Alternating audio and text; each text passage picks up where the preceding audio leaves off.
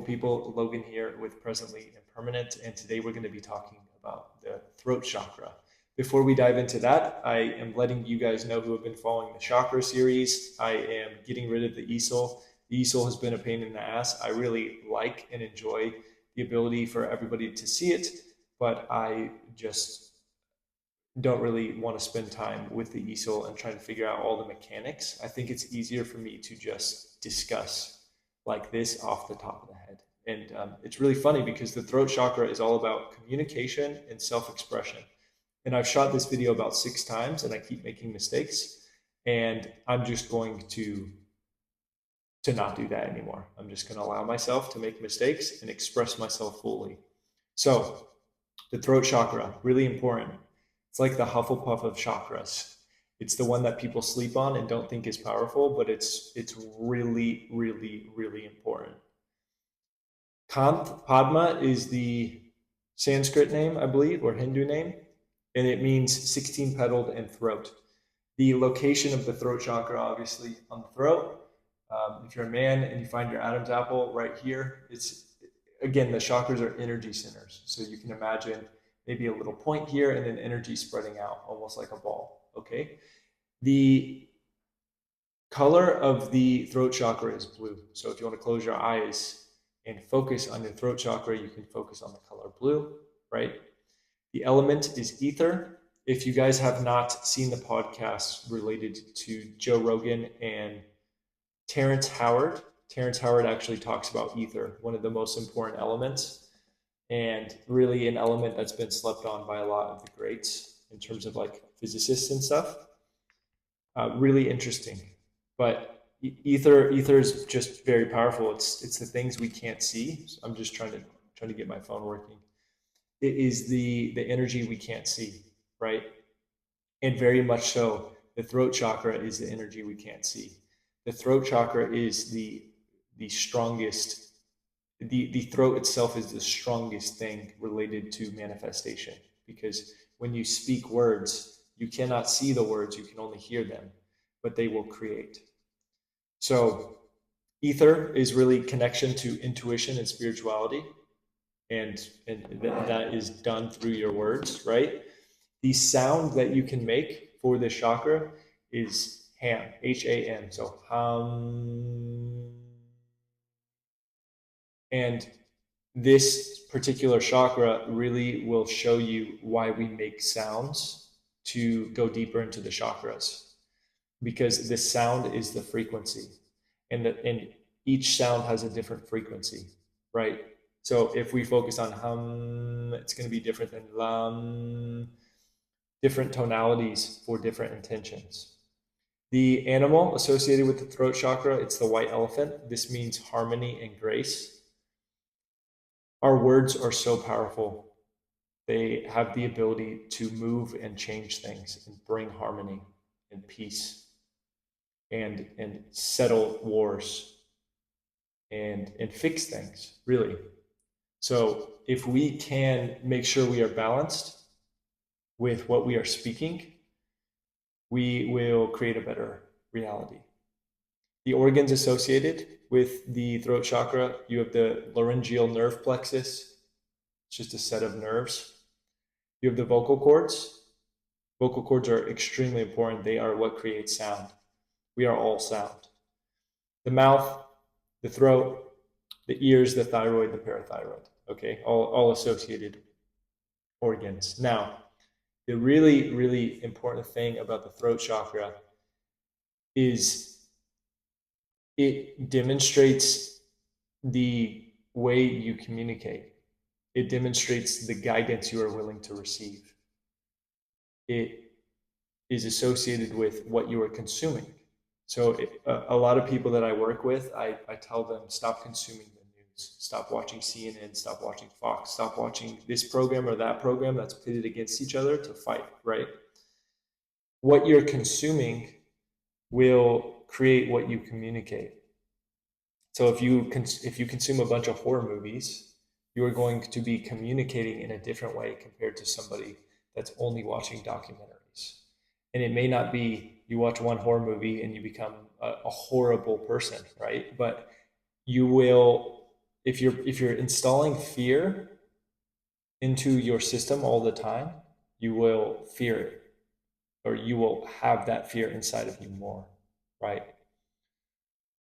The throat chakra is also the willingness to say or express certain beliefs and your truth. So a lot of people I work with who are afraid to say things to people, afraid to express themselves, I'm still very much working on my ability to self-express and to be graceful with myself if I express something and it's not received well. It's very hard. It's been very hard for me. For some people, it's really easy, and some people need to almost tone it back where they're like a dancing monkey and they just say too much stuff. And we're going to dive into the difference between being like hyper throat chakra versus hypo. The throat chakra is the great manifester. It is the power of creation. If you look into texts like the Bible, they talk about the concept of I am. When you say the words I am and then anything after those words, those are manifestation words. I am great. I am awesome. I am a YouTuber. I am making a lot of money. If I say that enough and I believe it, it will come true. That is what words do. Words create reality. And there was an ancient Buddhist story, or it might have been, I believe it might have been a Hindu story related to a family of brothers. And the mom and the whole family understood how powerful words were. And one day the mom made the mistake of, when she saw one of the women that the brother brought home, she made the mistake of saying, "Oh, she's so beautiful. It would be great if she was a woman for all the brothers." And the one brother had to end up sharing his wife with all the other brothers because of how powerful the words are. It's really, that story is really a lesson with be very careful about what you say. And when you have that carefulness, not from the place of you're going to feel bad if you speak your truth and it's not received well, but it's the carefulness of understanding how powerful your words are. And what I want to talk about is introversion versus extroversion. If you're an introvert, you likely don't usually go up to people and start conversations. You're likely more reserved. There's nothing wrong with that. If you're an extrovert, you likely initiate things and you get a lot more energy off of people. Well, there's a concept that I'm developing related to the throat chakra where you have like hyper or hypo, or like introverted or extroverted throat chakra. You can think of it that way if it helps. But it's looking at the throat chakra in the aspect of, if someone is hypo or introverted, it means that they are hesitant to express how they really feel. And what will happen with this is these people will not have strong boundaries and they will allow the world to completely shit on them. And this is not a good place to be in. I see this mostly with people who are very introverted, shy, um, compassionate, really, really, really care about humanity. But when other types of people, domineering people, this is actually who I used to be in a lot of ways. When domineering people are around, they shut down and they do not speak how they truly feel. And then you have the other side, you have the extroverted side, you have the hyper side of the throat chakra. These are people who are extremely gregarious. They are talking all the time, and it's not in a grounded place, right? These people are often, sometimes, yeah, let's say sometimes these people are very popular. Other times, these people are the people where you invite them to the party because they're fun to be around and they're always talking, but they drain you. And they're super extroverted and they connect with a lot of people, but they just do not stop talking. And it's actually an overwhelming amount of the throat chakra just being overstimulated. And it's also sometimes for people a wound related to having to talk all the time so they don't have to actually feel anything that's happening. They don't have to, it's a way to escape reality. And actually, if I were to tell you which one is worse to have, it's actually the one of talking too much. Because like we said before, the words are the great manifester. And if you've ever seen like a movie with like a genie, right? Have you ever seen a skit or a movie about a genie where somebody wishes for something from the genie, and because they didn't choose their words extremely precisely, the genie ends up giving them something very similar, but it's not what they wanted. So this is what happens if you talk too much. If you talk way too much and you don't choose your words wisely, it takes time, it takes patience, you will dig a very big hole for yourself, especially when you understand how important words are. They are the they are the divine connection. If we are fully connected, we'll talk about the third eye and the crown chakra in the next videos.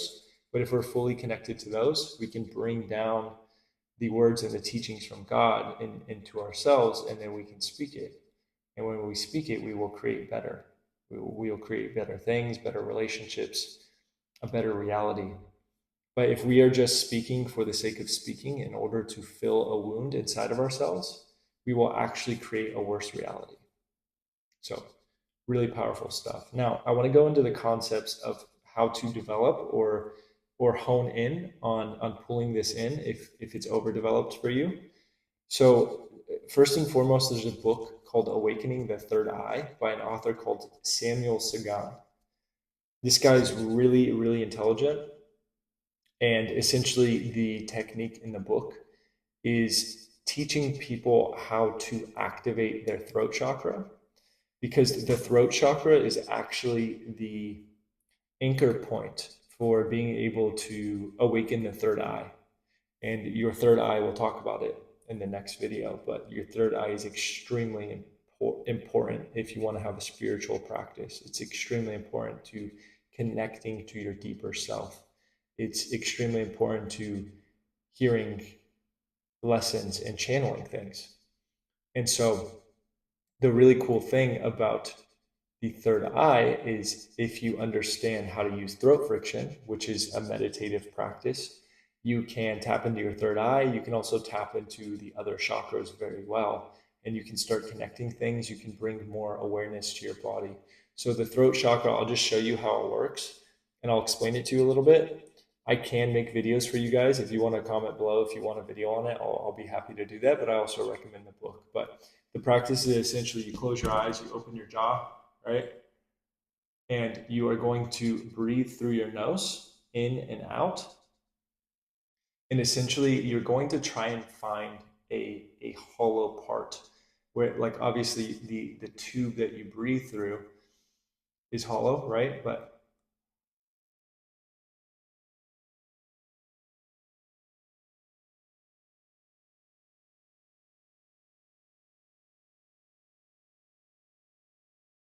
so it's not a snore. You're not trying to overdo it. But what will happen is you'll feel a little bit of friction and you'll hear a different noise. You do need to play with this, but it's essentially just creating tension in the vocal cord region, and it will actually feel like an exercise. It'll feel like you're working out a muscle because the vocal cords, I believe, are muscles. So you want to practice that. And as you practice that, you're not thinking about anything else. You're just tapping into that. And then you can start working on the other chakras. But the throat chakra is the connection point. And the author in this book even talks about the vibration and the humming that comes from bees. And the bees are actually the great creators for us on earth. They create honey. They create this insanely rich and amazing substance that can get stored for months to years on end without any preservatives. How is that possible? And he talks about and postulates that a lot of this is connected to the frequency that they emit when they are buzzing. Zzz. So, really interesting book. Check that out. If you are underdeveloped with your throat chakra, I want you to start having tough combos with people. And even if you're overdeveloped, it will help you. But having tough convos is beginning to step into courage and telling people how you really feel. Feels scary, huh? Well, I can tell you firsthand in my experience, having tough combos has completely changed my life. If I didn't start having tough combos, I would be in a lot of just very different positions where people would probably be in more domineering aspects in my life. And tough combos have really allowed me to have a voice. I probably wouldn't be shooting this many videos, shooting a video a day, if I didn't have tough combos. So, um, what are the conversations you need to have with people where you might need to set boundaries or something happened where you feel you need to have a talk to clear the air? I want you guys to be very wary of trying to burn bridges in your previous relationships. I used to do this all the time. I'm no longer identifying with that version of myself. I used to, instead of having a tough conversation with someone, I used to just assume that the relationship was done, and then I would just pretty much walk away from it without having a conversation. And there's a really interesting period between a relationship with two people where they kind of know there's fire in between them, and a lot of people will both of them will just not say anything. And I think if you want to be a leader, if you want to step into your own endeavors and like maybe be an entrepreneur or do something big that scares you, it really starts with doing scary things with other people and speaking more and telling your truth. And of course you can do things in a way that's nuanced where you can make sure that what you express is good so it doesn't destroy the relationship. But the biggest thing is being able to express yourself and not allowing other people to make you feel bad for doing that. That's the definition of gaslighting. Is if you tell somebody you felt some way, and they tell you that you're crazy and all of this stuff to make you feel bad. That's gaslighting. So we want to essentially start stepping more into our power by having tough conversations and not letting people destroy our boundaries. Singing, very important. Go in the shower, put on some music, sing. Even humming, it's really interesting. Humming, just like with bees, it allows you to not think. Like if you just hum around the house, it turns off your brain, and you can just focus on that. And it also awakens the throat chakra because you're stimulating the vocal cords. Public speaking and video. If if you feel that you have a lot to share with the world, I want to challenge you to maybe start doing Toastmasters, where you can start practicing public speaking and getting over the fear of putting yourself out there and voicing yourself. A lot of people are so afraid to say things to other people because they're afraid of how they'll be perceived. And it's very tribal in nature for us to have these fears. But when you start going and practicing public speaking or doing YouTube videos, you are faced with reality. You are faced with having to understand how you actually communicate and how it's conveyed to other people. And a lot of this allows you to start letting go of having to be perfect and to stop taking life so seriously and to realize that you are going to make plenty of mistakes. And I'm very much still on this journey. There's still a lot of cleaning for me to do, but if I compare where I was to where I am now, wow. And it all comes from me just shooting a lot of video. And I did Toastmasters for a little bit, but putting myself in uncomfortable situations in order to really step up. And the interesting thing about when you speak truth to other people, the reason why a lot of people don't actually like the truth, they'll tell you they do, but a lot of people don't like the truth is because if I speak truth to somebody, what ends up happening is if I'm being a hypocrite in any way, they can say that back to me. And my truth won't be as strong. And so we can't really lie when we're telling the truth because if we're lying, people will call us out on our bullshit. And so the more we speak the truth, the more we have to be true. And the more true we are, the more connected to God. And if you want to call it spiritual practices, we are. So that is super important. And then I also want to talk about the words you're using. So a lot of the clients I work with, when we first start a coaching practice together, on the first call, I can notice that their internal reality is shaping, sorry, the words they're using is shaping their external reality. And the words they're using is coming from their internal reality. So someone will develop a belief on, I have to do all of these things for my business in order to get results. Anytime someone uses the words, I have to, I should, I need to, there is an obligation attached to that. And for anyone watching this, you probably don't like obligations. They're not fun. They're really annoying. And anytime you have an obligation, it puts a lot of pressure on you. And so when we can become aware of language like this, we can shift things. Instead of saying, I have to do something, you can say, I choose to do something. Like, I have to work out so I can have a better body. Change that to, I choose to work out because I love my body and I want it to be even better. Completely different, right? And if you want a desired identity, start choosing to say, I am healthy, right? Like, let's say right now you don't believe you're healthy. Maybe you're fat. Start saying, I am skinny. I am healthy. Start with I am healthy because you'll actually believe it more than I am skinny. But if you start saying, I am this person, I am this way, you are affirming the two most important words in the English dictionary, which is I am. And there's a reason why Jesus spoke about I am so much. Because I am, followed by anything, will paint that reality. Because those are the words of identity.